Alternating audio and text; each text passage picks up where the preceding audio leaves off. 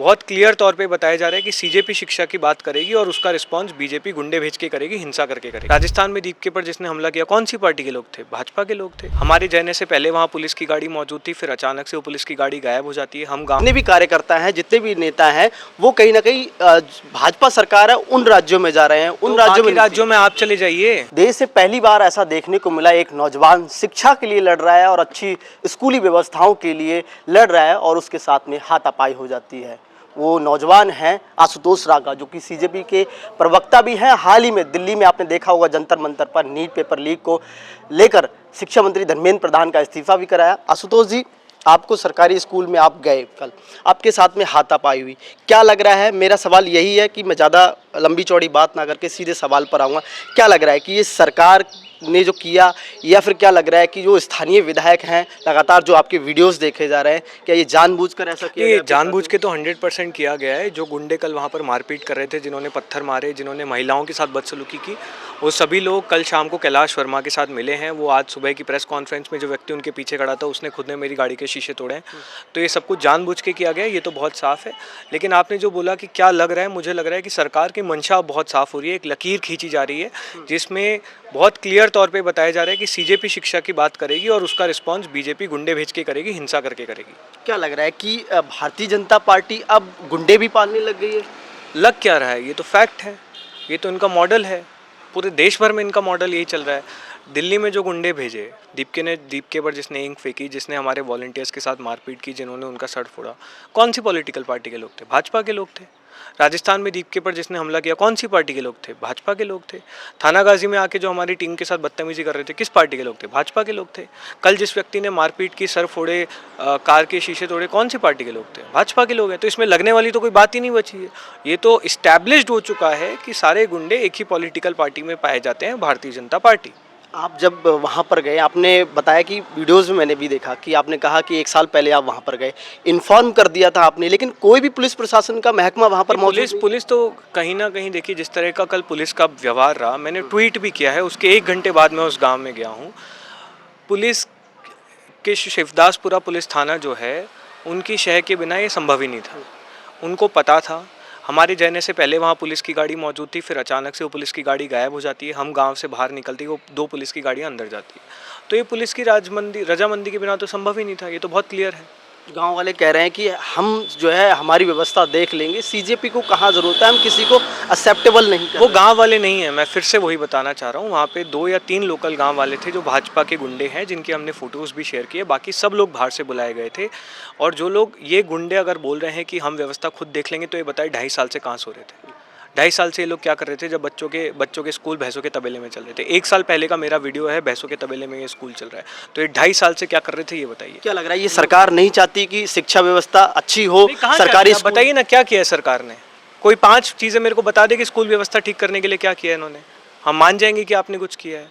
3000 school जर्जर हालत में है, 85,000 क्लासरूम जर्जर हालत में। आपने क्या किया है? आपने कुछ किया ही नहीं है। एक छोटा सा सवाल और देखे जाइए, बहुत सारे लोग कह रहे हैं, भाजपा समर्थक ऐसा कह रहे हैं कि सीजेपी के जितने भी कार्यकर्ता हैं, जितने भी नेता हैं, वो कहीं ना कहीं भाजपा सरकार है उन राज्यों में जा रहे हैं, उन राज्यों में आप चले जाइए। हमने रोका तो है नहीं, आप चले जाइए। झारखंड में आप चले जाइए, किसने रोका है आपको? पंजाब में आप जाइए, किसने रोका है? कर्नाटका में जाइए, आपको किसी ने रोका है वहाँ पे? आप करिए। आपको लग रहा है हम पॉलिटिकली बायस्ड हैं, तो आप चले जाइए उन स्कूलों में। क्या लग रहा है, डर नहीं लगता आपको? परिवार साथ डर सर, डर वर बहुत पहले छोड़ के आ गए थे। ये हमारी टीम है, ये लोग से लड़ाई लड़ रहे हैं। ये लोग किसी से डरने वाले लोग नहीं है। ये सब लोग जंतर मंतर पे पहले दिन से मौजूद थे। इनको किसी से डर नहीं लगता है। इन सबको पता है कि स्कूल व्यवस्था ठीक करने के लिए हम लोग यहाँ पर खड़े हैं, तो हमें किसी से डर नहीं लगता है। तमाम और भी लोग हैं जो कि सीजेपी के ही साथ में रहते हैं, हमेशा आशुतोष जी के साथ में रहते हैं। और जिस दिन ये घटना घटित होती है, वहाँ पर भी ये सारे साथी मौजूद थे। सिर्फ एक ही लड़ाई लड़ रहे थे कि शायद स्कूल की जो अव्यवस्था है, तबेले में जो बच्चे पढ़ रहे हैं, वो इस तबेला हट करके शायद स्कूल के एक जो अच्छी व्यवस्था में बन जाए। उन लोगों से भी हम बातचीत करेंगे। सबसे पहले शुरुआत आपसे कर लेते हैं, आप भी वहाँ पर मौजूद थे, कैसा देखते, क्या लग रहा है कि राजस्थान में स्कूलों की हालत जर्जर है? पिछली बार देखने को मिला जो झालावाड़ के अंदर जो घटना घटित हुई, 7 से 8 बच्चों की जान चली गई, सरकार ढंग से नहीं चेत पाई। इसके बाद भी कई ऐसी घटनाएं देखने को मिली। क्या लग रहा है कि सरकार की कोई मंशा नहीं है कि सरकारी स्कूल जो है ठीक ठाक हो जाए, गरीब का बच्चा, आम व्यक्ति का बच्चा, मजदूर का बच्चा, रिक्शे वाला का बच्चा शायद पढ़ लिख करके आगे चला जाए? अगर मंशा होती तो सामान्य से एक आदमी को पता है कि हमने कहा कि हम स्कूल देखेंगे, तो भजन लाल शर्मा जी को चाहिए था कि वो हमें कहते कि हाँ आप हमें कमी बताओ, हम सुधारेंगे। वो एक तुगल की फरमान नहीं लाते कि अब आप स्कूल में जाकर ये चेक नहीं कर सकते कि कौन सा विद्यालय वो जर्जर स्थिति में है। 90,000 क्लासरूम्स जर्जर स्थिति में है। 13,000 क्लासरूम ऐसे हैं जिनमें बच्चियों के लिए टॉयलेट्स नहीं है। 8500 स्कूल ऐसे हैं जिनमें बिजली नहीं है। 7,000 स्कूल ऐसे हैं जो एक टीचर के दम पे चल रहा है। आज आप देखिए, आज हमारे पास ऐसे एग्जामिनेशन सेंटर ही नहीं है। आज बच्चे प्रोटेस्ट कर रहे हैं, एनटीए के एग्ज़ाम है, वहाँ लाइट चली गई एग्ज़ाम के दौरान जी। तो ये क्या व्यवस्था दे रहे हैं हम हमारे युवाओं को? हम कहते हैं कि ये भारत युवाओं का देश है, क्या कह रहे हैं? और अगर स्कूल अच्छे करने होते तो वो हमारा स्वागत करते, वो गुंडे नहीं भेजते। और मैं तो ये कहूँगा कि मदन दिलावर जी और स्कूल सही करे या नहीं करे, लेकिन उनको जो हम कल वो देख के हैं वो स्कूल तो कम से कम ठीक करना चाहिए। इससे ये दिखाएगा कि आपकी कथनी करने में अंतर है। वो उनका वक्तव्य पूरे सब ने देखा है कि उन्होंने कहा कि गाय का दूध पीना चाहिए, भैंस के दूध से आलस्य आता है। अरे यार, वो स्कूल भैंस के तबेले में चल रहा है, कम से कम उस स्कूल को तो सुधार लो। आप अगर भैंसों से नफरत करते हैं तो आप फिर बच्चों को वहाँ क्यों आलस्य में पढ़ा रहे हो? उस विद्यालय को तो सुधार लो।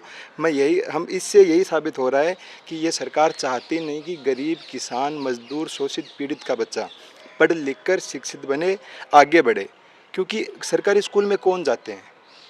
गरीब आम आदमी का बच्चा। तो इससे साफ जाहिर हो रहा है कि ये उनका विरोध कर रहे हैं। ये नहीं चाहते कि देश शिक्षित हो, देश आगे बढ़े। देश का आम आदमी का बच्चा है, वो पढ़ लिख कर आगे बढ़े। करोड़ों रुपए का टैक्स लिया जाता है जनता से, छोटी सी छोटी चीज़ यानी कि जीएसटी जो अभी चल रही है, गब्बर सिंह टैक्स, उसके माध्यम से देश भर से करोड़ों रुपए, राजस्थान की बात करें यहाँ भी करोड़ों रुपए इकट्ठा होता है, लेकिन शायद एजुकेशन पे, स्वास्थ्य पे ये ठीक ठाक तरीके से खर्च नहीं हो पा रहा। और खर्च नहीं होने का कारण है कि कहीं ना कहीं सिस्टम में गड़बड़ी है, और उसी सिस्टम से लड़ने का काम सीजेपी कर रही है। सीजेपी के तमाम कार्यकर्ता कर रहे हैं कि शायद स्कूली व्यवस्था, एजुकेशन सिस्टम ठीक ठाक हो जाए, आम आदमी का बच्चा, गरीब का बच्चा पढ़ लिख जाए और जो है जवाबदेही मांगना शुरू कर दे और अपने रोजगार की कहीं ना कहीं व्यवस्थाएं कर पाए। क्या लग रहा है, ये सरकार की जानबूझ करके मंशा है या फिर नेताओं के ऐसे स्कूल खुले हुए हैं बड़े बड़े जिनको कहीं ना कहीं सरकारी अव्यवस्थाएं खराब कर रही हैं और सीधे सीधे बच्चे जो है कॉन्वेंट स्कूलों की तरफ मूव कर रहे हैं?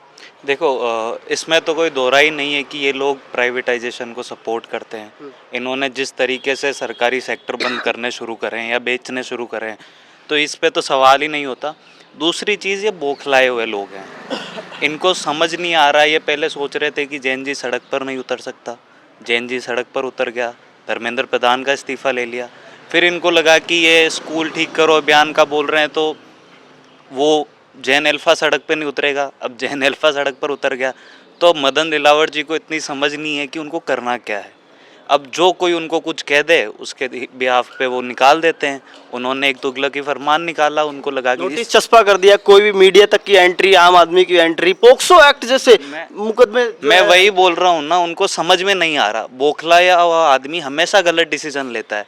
उन्हें समझ में नहीं आ रहा कि इन लोगों से डील कैसे करें। गुंडे हैं, गुंडों को गुंडों से डील करना आता है, लेकिन पढ़े लिखे लोगों से कैसे डील करें? वो गुंडे भिजवा रहे हैं, वो पुलिस पीछे भेज रहे हैं, पर उससे हम डरने वाले हैं नहीं। तो उनको समझ में नहीं आ रहा कि डील कैसे करें। तो ये हरकतें उनकी चल रही है, पर इससे हमें कोई फ़र्क नहीं पड़ता। हम राजस्थान के सारे स्कूल ठीक करके रहेंगे। दूसरी बात, राजस्थान का जो युवा है वो अब इनके आईटी सेल और जो इनका प्रोपोगेंडा और नैरेटिव है ना, इससे बहुत ऊपर उठ चुका है। अब बिना अलकुन लागे कि यार मने कहीं चाहे सरकार दे जो को ले ले। अब बिना चाहिए कि सरकार बढ़िया सिस्टम देवे, सरकार एक ऐसा सिस्टम बनाए जिसमें ट्रांसपेरेंसी हो, अकाउंटेबिलिटी हो और रिफॉर्म्स हो। तो रिफॉर्म्स चाहिए राजस्थान के युवाओं को और वो लेकर रहेंगे। अब ये मदन दिलावर जी या भजन लाल जी इस गलतफहमी में बैठे हैं कि युवा चुप रहेगा, युवा जितना ये दमन करेंगे, जितना युवा और गरीब का ये शोषण करेंगे वो उसमें मान लेंगे। तो वो मानने वाले लोग नहीं हैं। अब हम कॉम्प्रोमाइज़ नहीं करेंगे, ये हमारी जनरेशन है ना, हम कॉम्प्रोमाइज़ नहीं करेंगे। बहुत साल हो गए कि हमने कॉम्प्रोमाइज़ करा, इन्होंने बोला ऐसे कर लो, हर इंसान ने, हर नेता ने फ़ायदा उठाया। अब हम हमारा फ़ायदा नहीं उठाने देंगे। ये देश हमारा है, हम इस देश को आगे बढ़ाएंगे। जैसा भी आज जिस भी स्थिति में इन्होंने इस देश को छोड़ा है, हम इससे पीछे नहीं हटेंगे, हम इस देश को सुधार कर रहेंगे। हम ये नहीं कहेंगे कि देश बुरा है या कुछ है। हम जो सिस्टम बुरा है, जो सिस्टम करप्ट है, जो सिस्टम गरीब युवा किसान का शोषण कर रहा है, उस सिस्टम से लड़ेंगे। उस सिस्टम के जो लूप होल्स हैं उनको फिक्स करेंगे, अकाउंटेबिलिटी फिक्स करेंगे।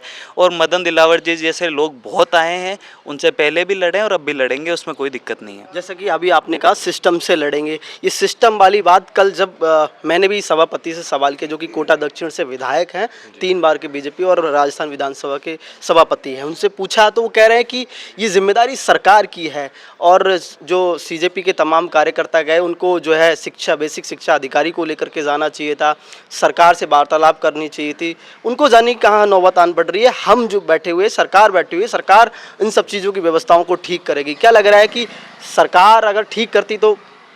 देखिए, अगर बात यह है कि सरकार ठीक करेगी तो इस राज्य के अंदर 75,000 स्कूल है और दिन ब दिन हम ऐसी खबरें सुनते हैं कि इस स्कूल की छत गिर गई, ये बिल्डिंग ढह गई है और जो बेसिक फैसिलिटीज़ होती है वो भी स्कूल्स के अंदर है नहीं। और हम ही ने ये स्टार्ट नहीं किया है, हमने एक जंतर मंतर पे मूवमेंट किया था जिसके अंदर पूरे भारत के अंदर ये एक अवेयरनेस आई है। लोग अपने आवाज़ उठाने लग गए, लोग बोलने लग गए, एक जवाबदेही की नई शुरुआत हुई है। पहले सिस्टम ने सिर्फ लोगों को धर्म, जाति और इनकी बात करना सिखाया था और ये इस देश का दुर्भाग्य है कि हमें जो देश का प्रधानमंत्री मिले हैं उसकी इस देश के युवा ने आंख बंद करके बात मानी। कोरोना के टाइम पे बोले थाली बजाओ तो सब थाली बजा रहे। हाँ, बिल्कुल सही बात। इस युवा को ये प्रधानमंत्री कहीं पर भी लेके जा सकते थे, लेकिन आज ये युवा सारा सड़क पर है, उन्हीं के अगेंस्ट खड़ा है। ऐसा क्यों? क्योंकि जो उनकी बेसिक फैसिलिटीज़ है, शिक्षा है और भी हेल्थ केयर है। और जब हम शिक्षा के मुद्दे पे आप जैसे आप पूछे हो, तो जब हम वहाँ पर पहुँचे तो उससे पहले आशुतोष जी अपनी टीम के साथ 1 साल पहले भी वहाँ पर गए थे। उन्होंने ज्ञापन भी दिया। वहाँ की जो सैंक्शन पैसा हुआ है वो भी बहुत पहले हो चुका है। अगर सरकार को काम करना ही होता तो शायद वो पहले कर चुकी होती। और बात इस ही स्कूल की नहीं है, बात यहाँ पर राजस्थान के और भी स्कूलों की है। यहाँ पर तो बिल्डिंग है, राजस्थान में ऐसी बहुत सारी स्कूल्स है जो सिर्फ पेपर में रजिस्टर्ड है, वो खाली प्लॉट पड़े हैं कि उनका पैसा आता है, सैंक्शन होता है, लेकिन वो लग कहाँ पे रहा है? स्कूल ही नहीं है, जब इमारतें ही नहीं है, प्लॉट ही नहीं, बस रजिस्टर्ड है वो। बजट कहाँ जा रहा है? बजट ये तो आप उन्हीं से पूछिए जो हमारे मुहिम में है यहाँ पे। शिक्षा मंत्री तो कह रहे हैं कि हम, शिक्षा मंत्री कभी सीधी बात करते ही नहीं है। शिक्षा मंत्री ने जो कल का मुद्दा हुआ है, लोकतंत्र के अंदर हर किसी को हक है, सरकारी स्कूल इस जनता के पैसों से चलता है। और इस जैसे कि उन्होंने नोटिस निकाल के आर्टिकल 21 की बात करी, तो आर्टिकल 21A भी राइट टू एजुकेशन की बात करता है और इस देश के हर एक उस युवा को, गरीब को और जो ज़रूरतमंद है उनको विश्व स्तरीय एजुकेशन का राइट है। और सरकार ये गारंटी देती है, हमें अधिकार है कि हमें एजुकेशन मिले, लेकिन उस पर मदन दिलावर जी कभी कोई बात करते हैं नहीं। और जैसे कि आप बोल रहे हैं कि मतलब साथ में किसी को लेके जाना चाहिए था या ऐसे, तमाम भारतीय जनता पार्टी के नेता और जो विधायक वगैरह मौजूद हैं वो कह रहे हैं, कई इंटरव्यू हमने भी किए तो वो यही बात दोहरा रहे हैं कि शिक्षा विभाग के किसी भी अधिकारी को लेके जाना चाहिए, बेसिक शिक्षा अधिकारी जो जिला अधिकारी है उसे लेके जाना चाहिए था, सरकार के किसी अमला को जो इन्फॉर्म करना चाहिए था। ये जिम्मेदारी सरकार की है। सीजेपी के कार्यकर्ताओं को, नेताओं को, युवाओं को कहाँ ज़रूरत पड़ रही है? हाँ, देखिए, सीजेपी के कार्यकर्ता जब पहुंचते हैं, जब बिल्कुल सरकार कान बिल्कुल बंद कर लेती है, आंखों पे मतलब कुछ देखना नहीं चाहती है, जब सीजेपी वहाँ पर पहुँचती है। और वहाँ के जो लोग हैं वो काफ़ी ज़्यादा त्रस्त है। उन्हें कल वो भी हमारे साथ ही थे, लेकिन उन्हें डराया गया, धमकाया गया और वो सामने नहीं आए खुल के। और जो बाहर के लोग हैं वहाँ पे आके दादागिरी कर रहे हैं और जैसे कि बाकी वीडियोज़ आपने देखी है, जो MLA साहब के साथ पीछे खड़े हैं वो बंदे, और वो बोल रहे हैं कि बीजेपी से कोई वार्ता नहीं रखते, तो उन्हें क्या बोलोगे आप? वो बीजेपी के गुंडे हैं।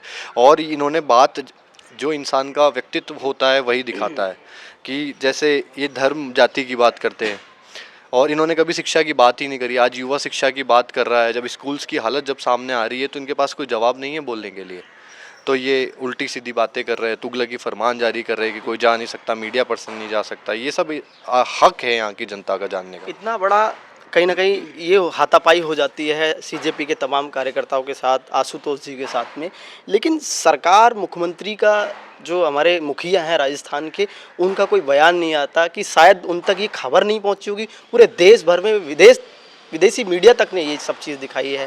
तो क्या लग रहा है कि सरकार में, राजस्थान सरकार के मुख्यमंत्री तक ये शायद बात नहीं पहुंची?